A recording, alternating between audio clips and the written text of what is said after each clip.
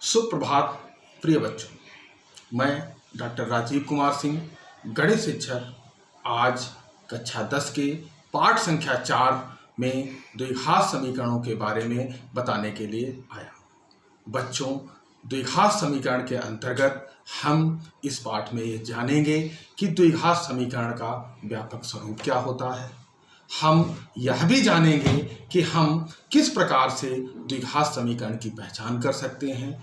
हम इस पाठ के अंतर्गत यह भी जानेंगे कि द्विघात समीकरणों को हल करने की विभिन्न विधियां कौन सी हैं। जैसे द्विघात समीकरणों को हल करने के लिए हम गुणनखंड विधि, पूर्ण वर्ग बनाकर और श्रीधराचार्य के सूत्र का प्रयोग करके भी इन प्रश्नों को हल कर सकते हैं। लेकिन बच्चों, बहुत आवश्यक है कि हम यह जानें कि द्विघात समीकरण पढ़ने से पूर्व हमने पाठ संख्या 2 में बहुपद पढ़ा था और बहुपद में हमने द्विघात बहुपद के बारे में भी जाना था और उनको हल करना भी सीखा था। लेकिन यह आवश्यक है कि हम इस पाठ को प्रारंभ करने से पूर्व, द्विघात समीकरण को प्रारंभ करने से पूर्व हमें द्विघात बहुपद के बारे में एक सरसरी निगाह से जानकारी होना अत्यंत आवश्यक है।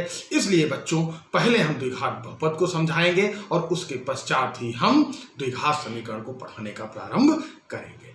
प्यारे बच्चों, बहुपद क्या होते हैं? बहुपद एक बीजीय व्यंजक होता है जिसमें हम ये देखते हैं कि उसकी कितनी घात है और घातों के आधार पर ही हम निर्धारित करते हैं कि ये कितनी घात का व्यंजक है।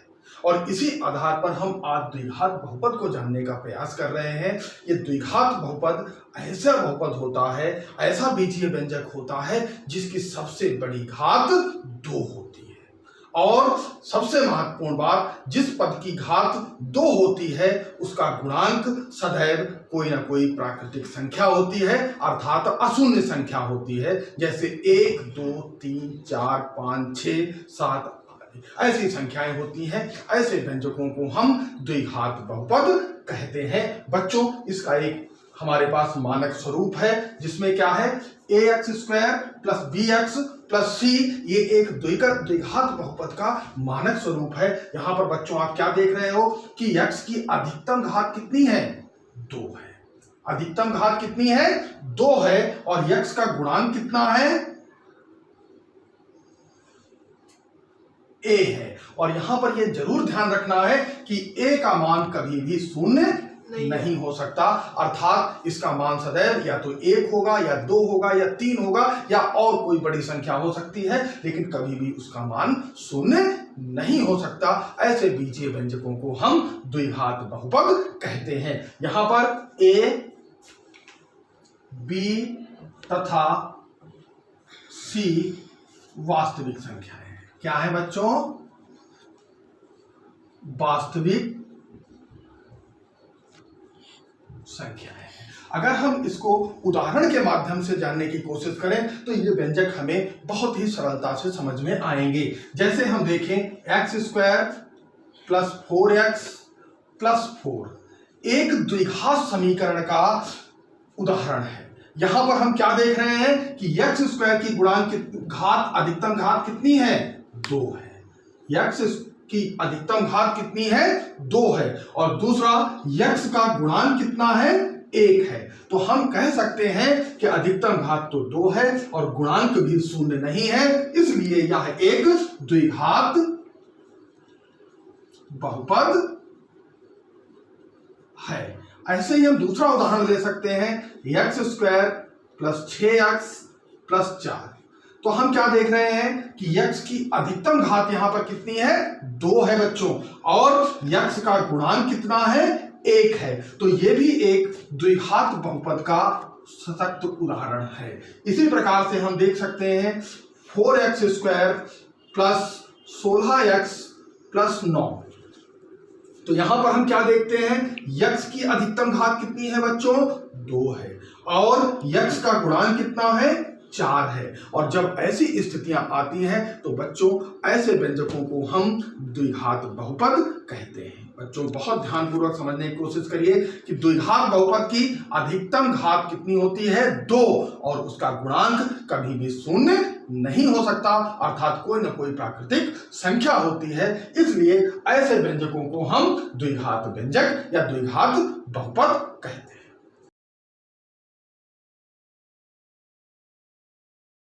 बच्चों, द्विघात बहुपद के बाद यदि हम आगे बढ़ना चाहें तो द्विघात समीकरण हमें बहुत सरलता से समझ में आना चाहिए। बच्चों, ऐसा समीकरण वो क्या था? बीजीय व्यंजक था, और ये क्या है? समीकरण। अंतर जरूर समझ लीजिए, वहां हमने बहुपद को पढ़ा था और यहां हम समीकरण को पढ़ रहे हैं। बहुपद और समीकरण में बेटा अंतर इतना है कि बहुपद में केवल एक पक्ष होता है और समीकरण में हमेशा दो पक्ष होते हैं, एक बायां पक्ष और दूसरा दायां पक्ष। यानी बहुपद और बीजीय व्यंजक में एक मौलिक अंतर है, एक दायां पक्ष और एक बायां पक्ष, और बहुपद में केवल और केवल एक ही पक्ष हुआ करता है, तो एक अंतर हुआ। अब बच्चों हम जानेंगे कि द्विघात समीकरण क्या होते हैं। ऐसा समीकरण जिसकी अधिकतम, किसी भी अज्ञात राशि की अधिकतम घात कितनी होनी चाहिए? 2 होनी चाहिए। कितनी होनी चाहिए? 2 होनी चाहिए।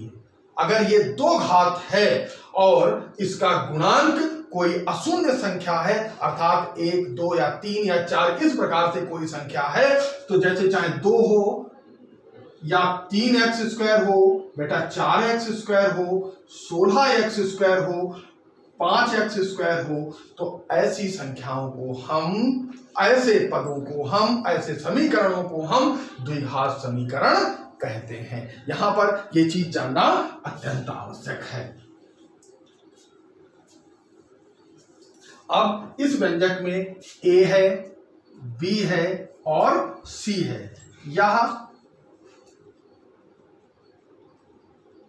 वास्तविक संख्याएं हैं, और यहां यह जरूर ध्यान रखना है कि जो A है वो नॉट इक्वल टू 0 है, या x² का गुणांक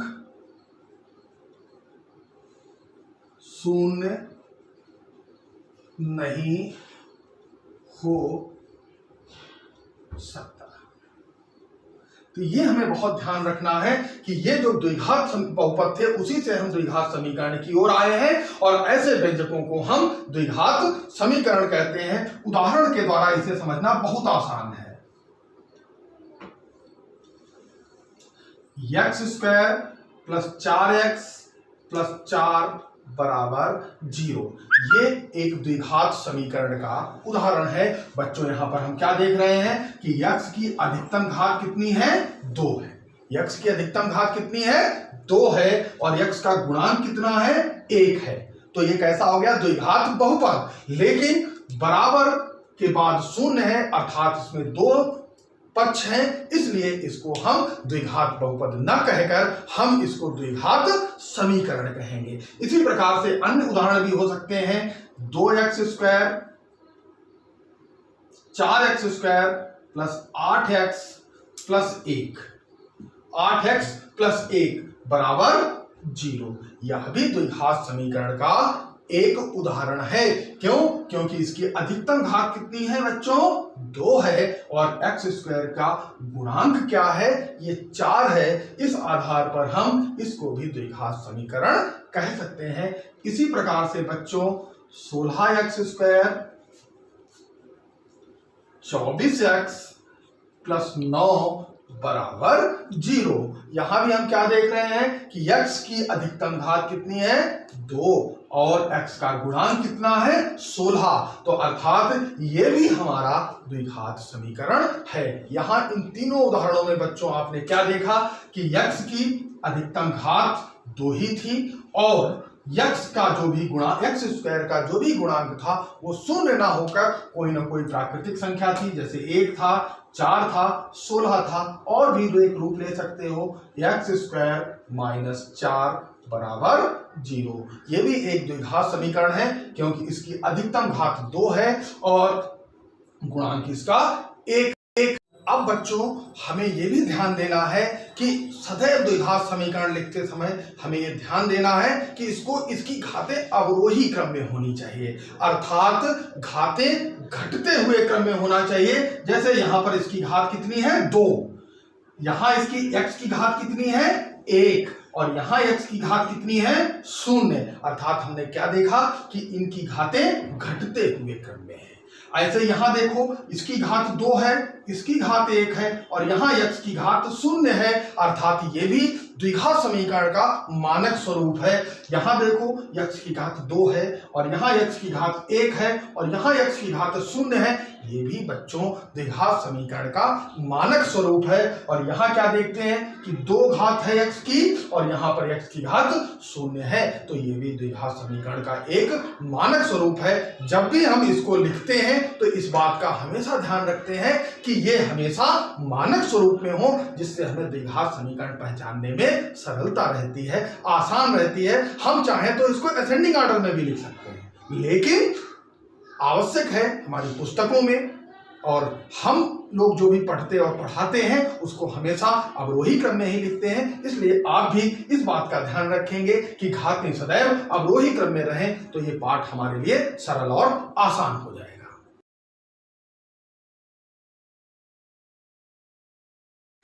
बच्चों, अब हमने ये जान लिया है कि द्विघात बहुपद क्या होते हैं, हमने ये भी जान लिया है कि द्विघात समीकरण क्या होते हैं। अब हम तीसरे स्टेप में ये जानने का प्रयास करेंगे कि हम कैसे पहचानेंगे कि यह द्विघात समीकरण है। तो बच्चों, सबसे पहली बात जांचने के कुछ तरीके हैं। तो सबसे पहले हम देखेंगे कि क्या हमारा दिया हुआ समीकरण क्या ax² + bx + c बराबर 0 के रूप में है या नहीं है। हमारा कहने का मतलब यह है कि क्या x की घात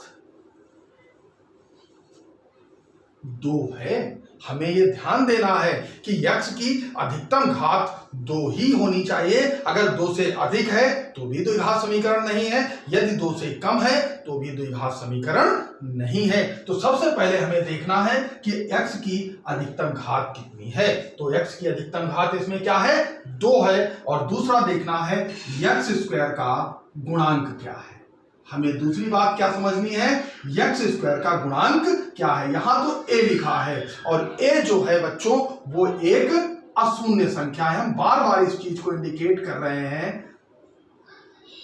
अशून्य है, अर्थात इसका मान 0 नहीं है। और अगर ये 2 कंडीशन हमारी संतुष्ट हो जाती हैं तो हम इसको कह सकते हैं कि यह एक द्विघात समीकरण है। लेकिन बच्चों, एक बात अवश्य ध्यान रखना कि जिसको हम नोटिंग के द्वारा भी समझ सकते हैं कि x की घात सदैव धनात्मक होनी चाहिए, अर्थात कभी भी x की घात यदि ऋणात्मक हो जाती है तो वो बहुपद ही नहीं रहता है, अर्थात उसको हम बहुपद की ही श्रेणी में नहीं रख सकते, तो वो द्विघात समीकरण भी नहीं हो सकता। तो इसलिए ध्यान रखना है कि घातें सदैव धनात्मक होनी चाहिए। अब हम यहां पर उदाहरण के द्वारा समझेंगे। यहां 3x + 4x² - 9 = 0 लिखा था। तो हम इसको जांचने के लिए जानने की कोशिश करेंगे कि सबसे पहले इसको मानक रूप में लिखा जाए। तो मानक रूप में लिखने के लिए हम क्या करते हैं बच्चों, सबसे पहले सबसे बड़ी घात को लिखते हैं। तो इसमें देखो बच्चों, सबसे बड़ी घात कौन सी है 4x², यानी बच्चों सबसे बड़ी घात कौन सी है 4x²। चिन्ह सहित लिख लेंगे, यानी 4x²। चिन्ह चूंकि प्लस है तो इसे लिखें या ना लिखें बहुत फर्क नहीं पड़ता, लेकिन बच्चों यदि ऋणात्मक होता तो हमें लिखना होता। 4x के बाद इससे छोटी घात कौन सी है बच्चों, ये है 3x। तो इसको चिन्ह सहित लिखेंगे, चूंकि यहाँ प्लस है, दिखाई नहीं दे रहा लेकिन लिखा हुआ है, तो इसे हम क्या लिखेंगे बच्चों 3x। और अब क्या बचा -9। अब हम देखेंगे क्या x की घात 2 है, बिल्कुल है। और x का गुणांक क्या है 4, क्या ये अशून्य संख्या है, यानी x की घात कितनी हुई 2 और x² का गुणांक कितना है बराबर 4। तो हम स्पष्ट रूप से बच्चों कह सकते हैं कि यह एक द्विघात समीकरण का उदाहरण है, या हम ये कह सकते हैं कि ये एक द्विघात समीकरण है। दूसरा उदाहरण हम ले सकते हैं,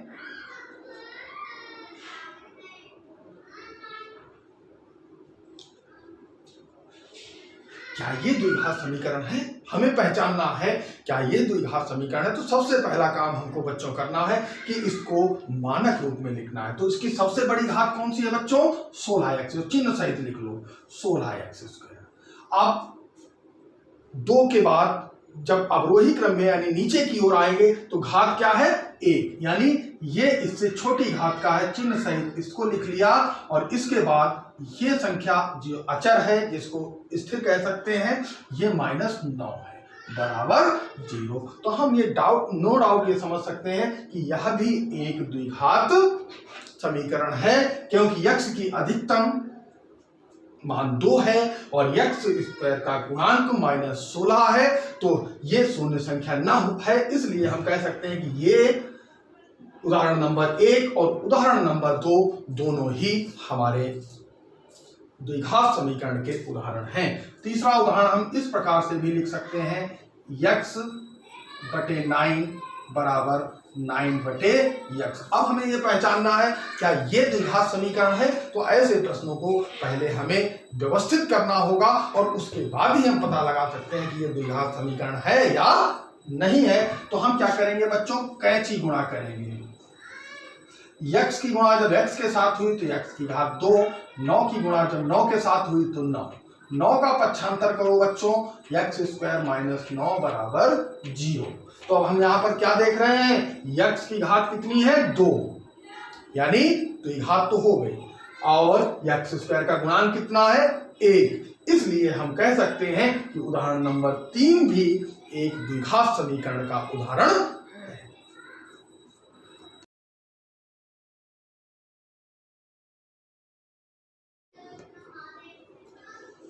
जांच कीजिए कि दिया हुआ समीकरण द्विघात समीकरण है या नहीं।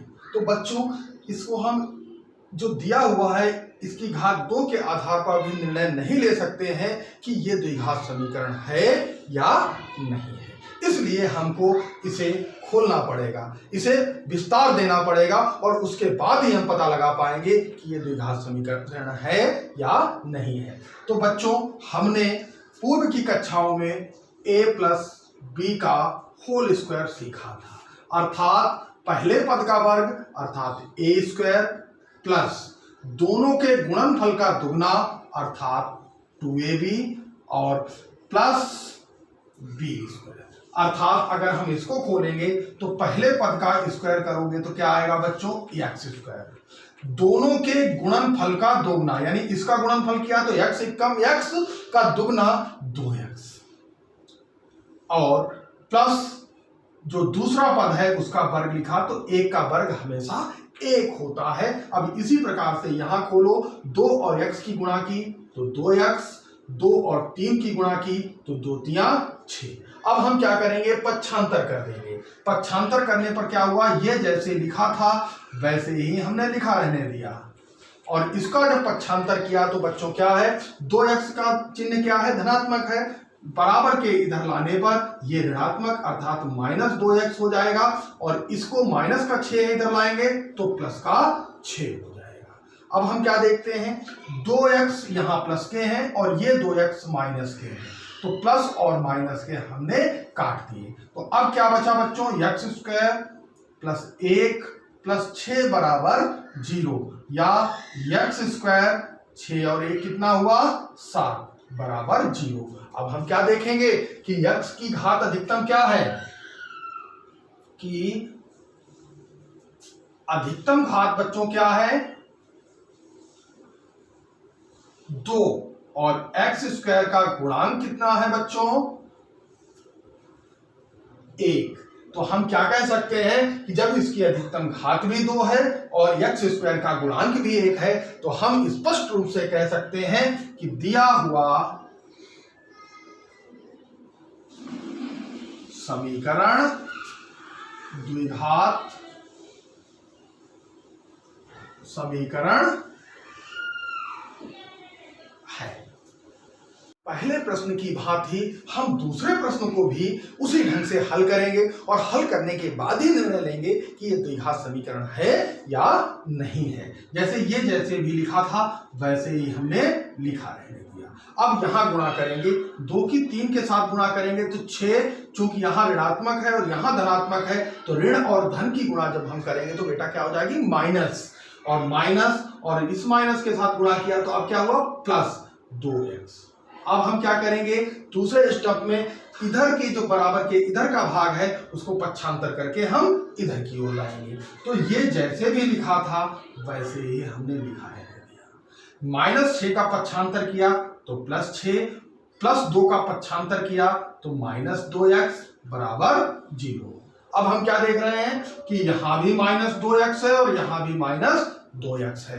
बीज गणित में बच्चों ये अवश्य ध्यान रखना कि समान चिन्ह जो भी होते हैं वो जुड़ते हैं और जो असमान चिन्ह होते हैं वो सदैव घटते हैं। तो ये कैसे हुए, समान चिन्ह हुए, यानी दोनों ऋण हुए तो क्या होंगे, ये जुड़ेंगे। 2 और 2 4, यानी x² - 4x और अब क्या बचा, 6 + 6 बराबर 0। अब हम बच्चों यहां पर क्या देख रहे हैं, x की अधिकतम घात कितनी है, 2, और x² का गुणांक कितना है, बराबर 1। तो हम कह सकते हैं अभीष्ट समीकरण द्विघात समीकरण है। बच्चों पहले और दूसरे प्रश्न की भांति इस तीसरे प्रश्न को भी हमें हल करना है। अब वही कार्य करना है जैसे पहले किया था, अर्थात यक्स और यक्स की गुणा करेंगे तो क्या आ जाएगा, x²। अब यक्स और 1 की गुणा करेंगे, क्योंकि ये भी प्लस है और ये भी प्लस है तो क्या आ जाएगा, +x। अब हम क्या करेंगे, 2 और x की गुणा करेंगे तो -2 जब x के साथ गुणा करेगा तो क्या आ जाएगा बेटा, 2x। और अब इस 2 की गुणा हम 1 के साथ करेंगे तो बच्चों क्या हो जाएगा, -2 की गुणा जब 1 के साथ होगी तो आ जाएगा -2 = 2 बराबर। इसी प्रकार से इस व्यंजक को भी गुणा करेंगे, इस x की गुणा इस x के साथ करेंगे तो क्या हो जाएगा बच्चों, x²। जब हम इस x की गुणा इस 3 के साथ करेंगे तो चूंकि ये भी प्लस है और ये भी प्लस है तो क्या आ जाएगा बच्चों, 3x आ जाएगा। अब ये बचा, अब इस वाले -1 की गुणा जब x के साथ करेंगे तो माइनस का x, और जब -1 की गुणा 3 के साथ करेंगे तो क्या आ जाएगा बच्चों, -3 आ जाएगा। अब हम पक्षांतर करेंगे, ये जैसे भी लिखा था ऐसे ही लिखा रहने देंगे, लेकिन इसमें देखो ये समान सजातीय व्यंजक है, एक का चिन्ह माइनस है और एक का चिन्ह प्लस है। तो हमने अभी पिछले प्रश्न में भी बताया था कि समान चिन्ह तो जुड़ते हैं और असमान चिन्ह घटते हैं। तो 2 में से जब 1 जाएगा तो 1x बचेगा और वो भी माइनस का, क्योंकि माइनस का चिन्ह बड़ा है, -2। यही कार्य यहां भी करिए, x², ये भी सजातीय व्यंजक है, 3 ये भी असमान चिन्ह है इसलिए 3 में से 1 गया, 2x बचा, चूंकि धनात्मक चिन्ह ज्यादा बड़ा है इसलिए इसके आगे प्लस का लगा दिया, -3। अब हम पक्षांतर करेंगे तो x² -x -2 जैसा था वैसा ही लिखा है। ये माइनस का x² इधर आएगा तो प्लस का x² इधर आएगा तो माइनस का x², प्लस का 2x आएगा तो माइनस का 2x, माइनस का 3 आएगा तो प्लस का 3। बच्चों पक्षांतर में हमेशा इस बात को ध्यान रखना कि जब भी पक्षांतर करते हैं तो जो भी चिन्ह होते हैं वो चिन्ह बदल जाया करते हैं, अर्थात प्लस का माइनस में और माइनस का प्लस में बदल जाता है, बराबर 0। अब हम क्या देखते हैं, x² यहाँ पर धनात्मक है और यहाँ x² ऋणात्मक है, इसलिए असमान चिन्ह घट जाते हैं तो हमने इनको काट दिया। अब क्या हम देखते हैं, ये x है और ये -2x है, दोनों के चिन्ह माइनस है अर्थात दोनों समान है, इसलिए इनको जोड़ दीजिए, 2 और 1 3, चिन्ह वही रहेगा जो होता है। और 2 और 3 के चिन्ह असमान है, इसलिए 3 में से 2 गया तो a, वो भी प्लस का बराबर 0। अब बच्चों हमें ये देखना है कि x की अधिकतम घात कितनी है।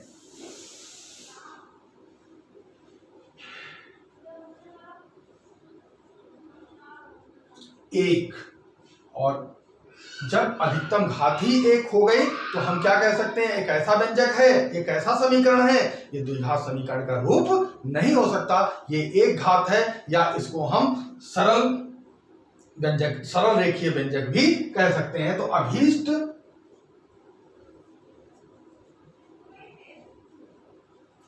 समीकरण द्विघात समीकरण